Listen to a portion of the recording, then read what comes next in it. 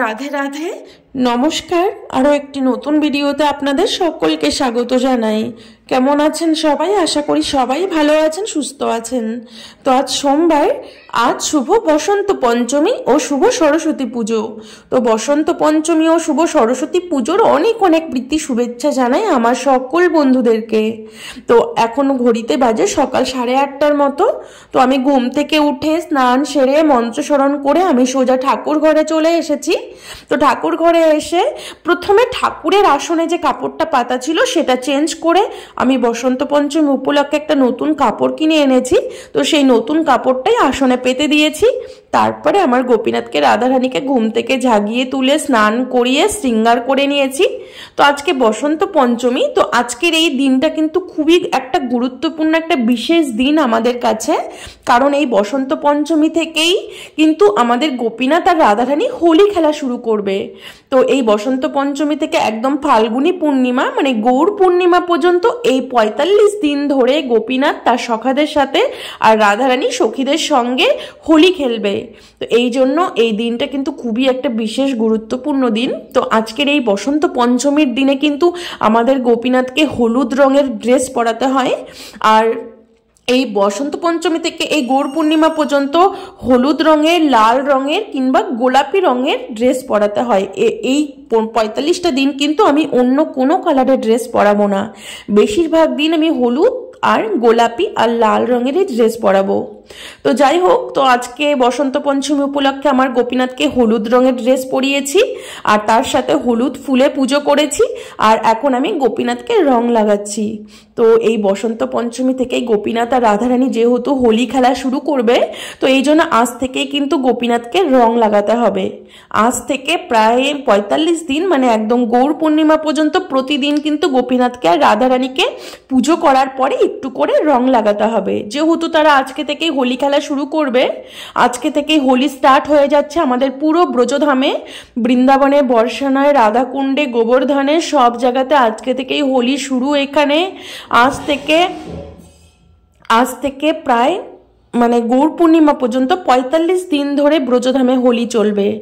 তো যাই হোক, তো আমার পুজো কমপ্লিট হয়ে গেল। পুজো কমপ্লিট করার পর আমি তুলসী পরিক্রমা করে এলাম। প্রতিদিন পুজোর পরে কিন্তু 4 বার হরিনাম দিয়ে তুলসী পরিক্রমা অবশ্যই করতে হবে। তুলসী পরিক্রমা কমপ্লিট হয়ে গেলে আমি এখন গোপীনাথের শৃঙ্গার আরতি কমপ্লিট করে নিলাম। তো আজকে সরস্বতী পুজো।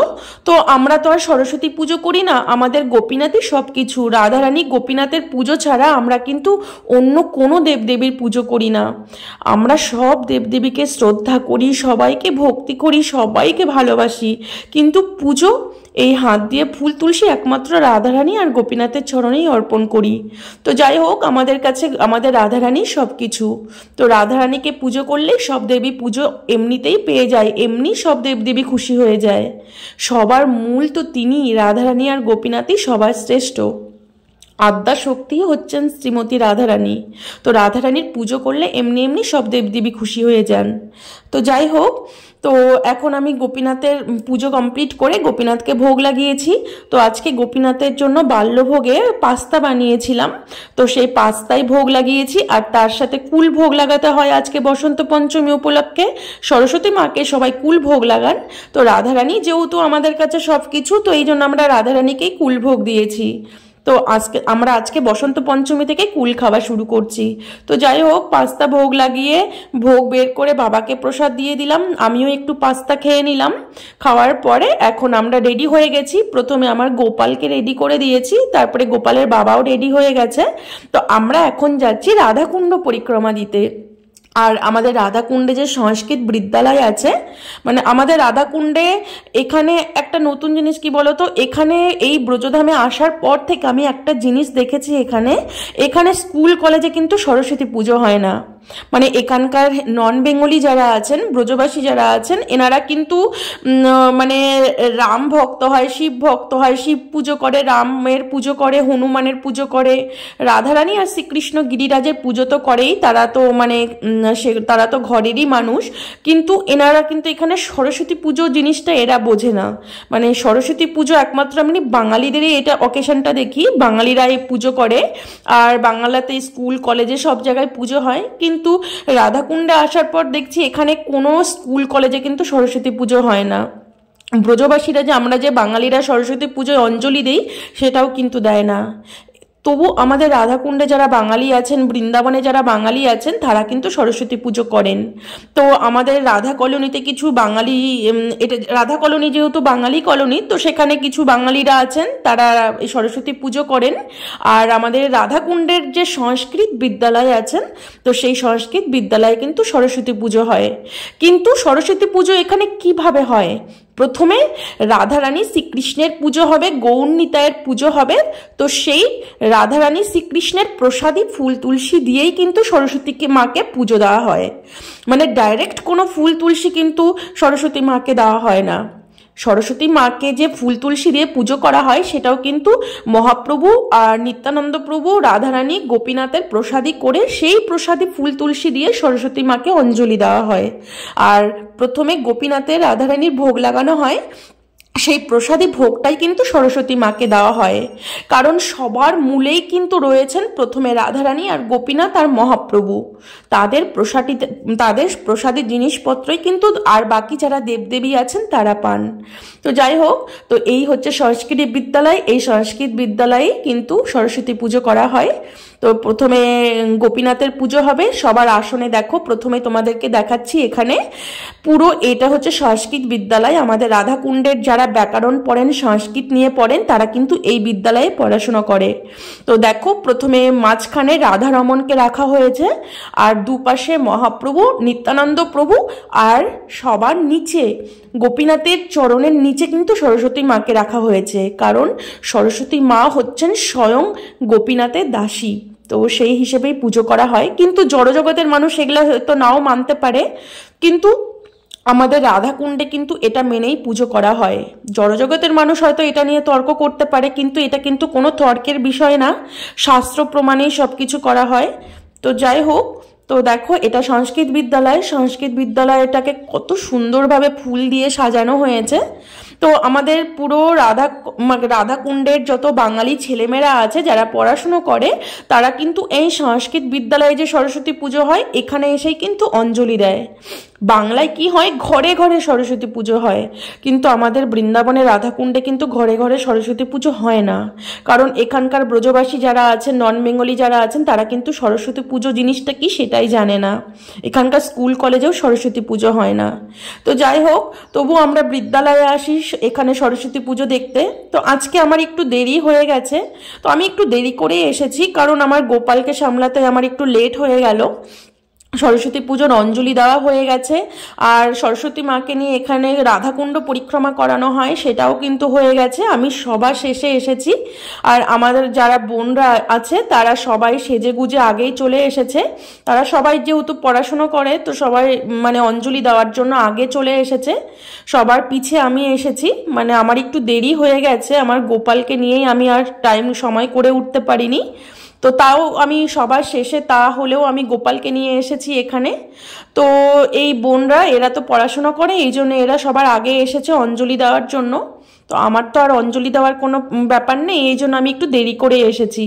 আর আজ হচ্ছে বিশ্বনাথ চক্রবর্তী পাদে তিরোভাব তিথি। তো সেই উপলক্ষেও আজকে তার চিত্রপটকে নিয়ে পুরো রাধাকুণ্ড পরিক্রমা লাগানো হয়। তো আমি এসে দেখছি পরিক্রমা করাও হয়ে গেছে, সব কিছু হয়ে গেছে। তো যাই হোক, তো আমার রাধাকুণ্ড পরিক্রমা হয়ে গেল। আর এখানে দু জায়গায় সরস্বতী পুজো হয়, তো সেখানেও সরস্বতী পুজো দর্শন করে নিলাম সরস্বতী মাকে। তো যাই হোক, তো এখন এলাম আমরা কুণ্ডে। তো কুণ্ডে এসে রাধারানীর জলে একটু আচমন করে রাধারানীকে প্রণাম করে তারপরে আমরা চলে যাব বাড়িতে। তো আজকে আর বাড়িতে যাব না, আজকে যাব আমার বোনের বাড়িতে। তো যাই হোক, তো ভাবলাম যে রাধাকুণ্ডে যখন এসেছি তখন কুণ্ডের জলে একটু আচমন করেই যেতে হয়। আর আমার গোপালকে দেখো, আমার গোপালকে আজকে পাঞ্জাবি আর ধুতি পরিয়ে দিয়েছি। তো ও এই পাঞ্জাবি আর ধুতি পরতে না একটু বিরক্তই বোধ করে, তবু এখন একটু ওয়েদারটা ঠান্ডা ঠান্ডা আছে বলে ওকে পাঞ্জাবিটা পরাতে পারি। কিন্তু একটু গরম পড়ে গেলে কিন্তু আর এখানে ও পাঞ্জাবি পরতে চাইবে না। তো যাই হোক, আজকে সরস্বতী পুজো বলেই ওকে পরিয়েছি। আর যেহেতু আজকে থেকে এখানে হোলিও শুরু হয়ে যাচ্ছে। আর এদিকে দেখো, আমরা এখন রাধাকুণ্ড থেকে চলে এসেছি। তো এখন আমরা যাচ্ছি আমার বোনের বাড়িতে। এই বোনটার বাড়ি। তো আমরা প্রথম যেতাম না, ওর মা বললো চলো আমাদের বাড়িতে, তাই ওদের বাড়িতে যাচ্ছি। তো দুপুরে ওদের বাড়িতে ওখানেই প্রসাদ পাবো। তো রাস্তায় যেতে যেতে একটা কুল গাছ ছিল। তো আমাদের বৃন্দাবনে কিন্তু রাধাকুণ্ডে প্রচুর কুল গাছ। তো কুল গাছে এত সুন্দর সুন্দর কুল ধরে আছে, ডাব কুল। তো কুলগুলো এত মিষ্টি, কিন্তু এখানে না বাদরের অত্যাচারে কুল গাছে কুল থাকে না, সব কুল বাদর খেয়ে নেয়। তো যাই হোক, তবু 2-4টে কুল ছিল। তো সে গোপালের বাবা আবার কুল গাছটাকে ঝাঁকিয়ে ঝাঁকিয়ে কুলগুলো পেরে নিল। তো আমরা কুলগুলো খেয়ে দেখছি খুব মিষ্টি। তো যাই হোক, তো আমরা দুপুরে প্রসাদ পেয়ে এখন আবার চলে এলাম কুসুম সরোবরে। তো আজকে একটু ঘুরতে ইচ্ছে হচ্ছিল, তাই ভাবলাম যে চলো একটু কুসুম সরোবরে ঘুরে আসি। আজকে বৃন্দাবন, অনেকেই বৃন্দাবন দর্শনে যাচ্ছেন। বৃন্দাবনেও তো হোলি হচ্ছে সব মন্দিরে মন্দিরে, আর আজকে বর্ষানাতেও হোলি শুরু হয়ে গেছে। তো বৃন্দাবনে সারাদিন আর মানে মানে এত ক্লান্ত বোধ হচ্ছিল আজকে, আর কোথাও যেতে ইচ্ছে হচ্ছিল না। তো ভাবলাম যে বাড়ির কাছেই যখন কুসুম সরোবর, সেখানে গিয়ে একটু ঘুরে আসি। তো আজকে বসন্ত পঞ্চমী উপলক্ষে ভালোই আজকে রাস্তায় ভিড় ছিল, গিরিরাজ পরিক্রমাও চলছে ভালোই। কারণ আজকে বসন্ত পঞ্চমী থেকে যেহেতু এখানে হোলি শুরু হচ্ছে, তো সেই জন্য আজকে ভক্তবৃন্দেরও ভিড় ছিল আজকে ভালোই। তো আমরা ভাবলাম যে আমাদের বাড়ির কাছেই যখন কুসুম সরোবর, সেখানে গিয়ে একটু ফটো তুলে আসি আর সেখানে গিয়ে একটু টাইম কাটিয়ে আসি। তো যাই হোক, তো আমরা কুসুম সরোবরে চলে এসেছি। তো এখন বিকেল 4টের মতো বাজে। তো কুসুম সরোবরের পরিবেশটা না এত সুন্দর, এত মনোরম পরিবেশ। এই কুসুম সরোবরে এসে যদি সারাদিন বসেও থাকি না, মানে এত শান্তি লাগে মনটা এখানে এলে। এই জন্য যখনই কোনো মন খারাপ হয় কিংবা মানে মনে অশান্তি লাগে, তখনই কিন্তু আমরা কুসুম সরোবরে এসে এখানেই বসে বসে সময় কাটাই। তো যাই হোক, তো আজকে আমি শাড়ি পরেছি অনেক দিন পর, মানে এই বিয়ের পরে এই প্রথম আজকে আমি শাড়ি পরলাম। শাড়ি আমি মানে পরি না বললেই চলে। আজ বিয়ে হয়েছে প্রায় 2.5 থেকে 3 বছর হয়ে গেল, আমি 3 বছর পর এসে আজকে শাড়ি পরেছি। তো যাই হোক, তো শাড়ি পরার আমার সত্যি কোনো ইচ্ছে ছিল না, খালি আমার বোনেরা রিকোয়েস্ট করলো বলে বোনদের রিকোয়েস্টে আজকে শাড়ি পরেছি। তো যাই হোক, তো এখানে এসেও অনেকটা সময় কাটিয়ে গেলাম। মানে এই কুসুম সরোবর এমন একটা জায়গা না, তোমরা এখানে এসে যদি সময় কাটাও তবে বুঝতে পারবে, মানে এত শান্তির জায়গা, এত মনোরম পরিবেশ এখানকার, কি বলবো সত্যি। তো এখানে বিকেল 5:30টার মধ্যে এই কুসুম সরোবর বন্ধ হয়ে যায়। তো আমরা এতক্ষণ ওপরেই ছিলাম, ওপর থেকে নিচে এলাম কারণ ওপরে লক হয়ে গেল, 5:30 বেজে গেছে। তো দেখো, এই কুসুম সরোবরে না বেশিরভাগ মানুষ এখানে আসে রিলস বানাতে। মানে এই জায়গাটা এত একটা মানে কি বলবো, একটা গুরুত্বপূর্ণ রাধারানী লীলাস্থান। তো সেখানে এসে বেশিরভাগ লোক এখানে রিলস বানায়। দেখতেই পাচ্ছ এখানে রিলস বানাচ্ছে কিছু লোক এসে। আর এই স্থানটা মানে রাধারানীর বিশেষ একটা লীলাস্থান। এখানে রাধারানী প্রতিদিনই আসেন ফুল তুলতে এই কুসুম সরোবরে। তো এই জন্য এই স্থানটার একটা মাহাত্ম্য আছে। রাধারানীর চরণ ধুলি এখানে প্রত্যেক দিন পড়ে। তো এই কুসুম সরোবরে মানে এলে রাধারানীর ওই যে কুসুম চয়ন লীলাটা এখানে এলেই মনে পড়ে যায়। রাধারানী প্রত্যেক দিন 10:30 থেকে 11টার মধ্যে কুসুম সরোবরে ঢোকেন আর এখানে এসে ফুল তুলে সেই ফুল দিয়ে সূর্য পুজো করেন। তো যাই হোক, তো আমরা এখন 5:30 প্রায় 5:45 মতো বেজে গেছে। দেখতেই পাচ্ছ বেলা ডুববে ডুববে অবস্থা। বেলা কিন্তু এখনো ডোবেনি, মানে মানে অন্ধকার এখনো হয়নি, তবে কিছুক্ষণের মধ্যেই অন্ধকার হয়ে যাবে।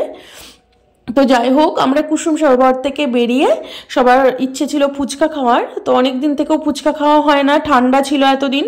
তো যাই হোক, কুসুম সরোবরের সামনে ফুচকার দোকান বসেছিল, তো সেখান থেকে আমরা ফুচকা খাচ্ছিলাম। আর এই ফুচকাগুলো এত টেস্টি ছিল। তো প্রথমে আমার খাওয়ার ইচ্ছে ছিল না একদমই, কারণ এই বৃন্দাবনের এই রাধাকুণ্ডের ফুচকা একদম টেস্টি না, ভালো লাগে না খেতে। কিন্তু আমি প্রথমে জলটাকে টেস্ট করে নিলাম যে জলটা কেমন। তো দেখলাম জলটা খুব ভালো বানিয়েছে, তাই ফুচকা খাচ্ছি। খুব সুন্দর ফুচকা ছিল এখানে, কিন্তু 20 টাকার মাত্র 6টা ফুচকা দেয় এখানে। তো যাই হোক, আর আমি আর আমার বোন আমরা দুজনের জল ফুচকা খেয়েছি, আর বোনের ভাই আর গোপালের বাবা ওরা দই ফুচকা খেলো। দই ফুচকাগুলোও কিন্তু খুব টেস্টি ছিল। তো এই দই ফুচকাও আমার খুব ভালো লাগে, তবে জল ফুচকাটা সব থেকে বেশি ভালো। তো যাই হোক, তো ফুচকা খেয়ে আমরা এখন যাব বাড়ির দিকে। তো আজকে ভাবছিলাম যে বর্ষানা যাব, বর্ষানায় গিয়ে রাধারানী যেহেতু হোলি হচ্ছে ওখানে বসন্ত উৎসব, তো আজকে থেকেই বসন্ত উৎসব শুরু হয়ে গেছে। কিন্তু সারাদিন এত টায়ার্ড ছিলাম, এত ক্লান্ত ছিলাম, আর বর্ষানা এতটা দূর জার্নি করে যাওয়ার আর ইচ্ছে হলো না। তো যাই হোক, আবার অন্য দিন যাব। তো আজকে থেকে যেহেতু 45 দিন এখনও ব্রজে হোলি হবে চলছে, তো 45 দিনের মধ্যে যে কোনো একটা দিন গেলেই হবে, কারণ এখন প্রতিদিনই এখন রাধারানীর বর্ষানাতে হোলি হবে, বাঁকে বিহারিতে হোলি হবে, তারপরে বৃন্দাবনের প্রত্যেকটা মন্দিরে তো প্রতিদিন মানে রাধারমণ বলো, বাঁকে বিহারি বলো, সব মন্দিরে মন্দিরে এখন গোপীনাথকে রং দেওয়া হবে। তো এই যে বসন্ত পঞ্চমী থেকে যে হোলি লীলাটা না, এই লীলাটা খুব সুন্দর বর্ণনা করা আছে শাস্ত্রে। তো কোনো সময় পেলে তোমাদেরকে শোনাবো। তো যাই হোক, তো আমরা ফুচকা খাওয়া হয়ে গেল, তো ফুচকা খেয়ে আমরা এখন বাড়িতে আসব। তো কুসুম সরোবর রাধাকুণ্ড থেকে খুব একটা দূরে নয়, এই 3 কিলোমিটার, রাধাকুণ্ড থেকে কুসুম সরোবর 3 কিলোমিটার দূরত্ব। তো আমরা কিন্তু হেঁটেই যাওয়া আসা করি, কিন্তু আজকে আর হেঁটে গেলাম না, শরীরটা ক্লান্ত ছিল। তো যাই হোক, বাড়িতে এসে এখন প্রায় সন্ধ্যে 7টার মতো বাজে, আবার রাধাকুণ্ডে চলে এলাম রাধাকুণ্ড পরিক্রমা দিতে। তো আজকে বসন্ত পঞ্চমী ছিল, সকালে পরিক্রমা দিয়েছি ঠিকই, কিন্তু সকালে কোনো মন্দিরে ঠাকুর দর্শন করিনি।